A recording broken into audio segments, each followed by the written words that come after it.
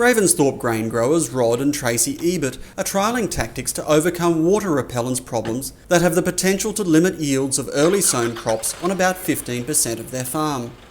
In some years, the soil in affected areas can be severely water repellent at seeding, and over time this has led to staggered and poor crop germination and weed problems. It first came about, I think, after a fair few years of growing lupins and wheats in our rotations.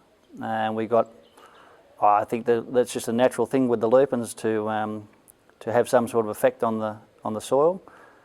And after a while, we weren't getting plant germinations, we weren't getting weeds germinating, and eventually, when they did germinate, it was the plants didn't have any vigour. They were spindly, very poor root growth, and wouldn't take up nutrition or nutrients of any sort, and at the end of the day the grass would just overpower them.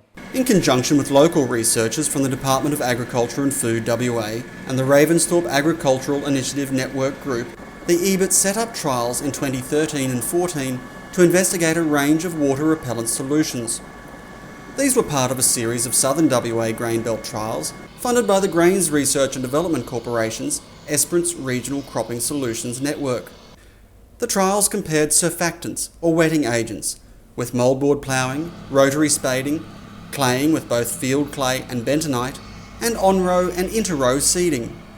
Rod says mouldboard ploughing and spading were the standout performers in the first year of the trial in 2013. In our trials, the controls and all the claying, the cross seeding and the inter-row seeding, there wasn't a lot of difference in yield results at all. The two big winners were spading and mouldboarding.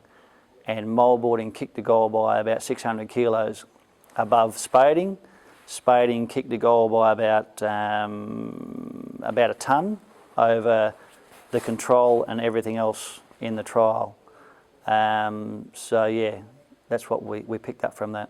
In the second year of the Ebert's trial, the mouldboard plough and deep ripped areas again performed well, producing superior germination, crop vigour and straw strength, as well as good weed control. I was really impressed with the mouldboarding. By far that gave us the best control for weeds, obviously bury them. The jury's still out on them, and you've only got to get one ryegrass plant to survive. It'll set 3,000 seeds, so then you've got an issue. So you're not probably cutting any costs. If you did, you'd probably be a bit short-sighted. You'd still want to treat those areas to the full extent to get your maximum grass control.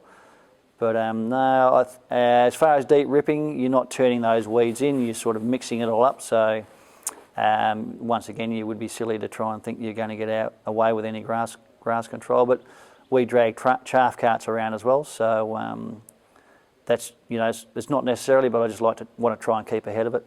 Researchers remain unsure if the improved crop yields seen from mouldboard ploughing and spading in the 2 years of the Ebert's trial might have been driven by a cultivation effect on root development and exploration.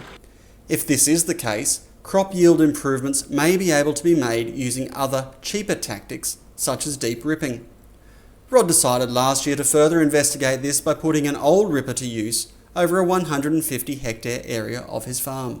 I had this an old Pedrick ripper down parked in the bush.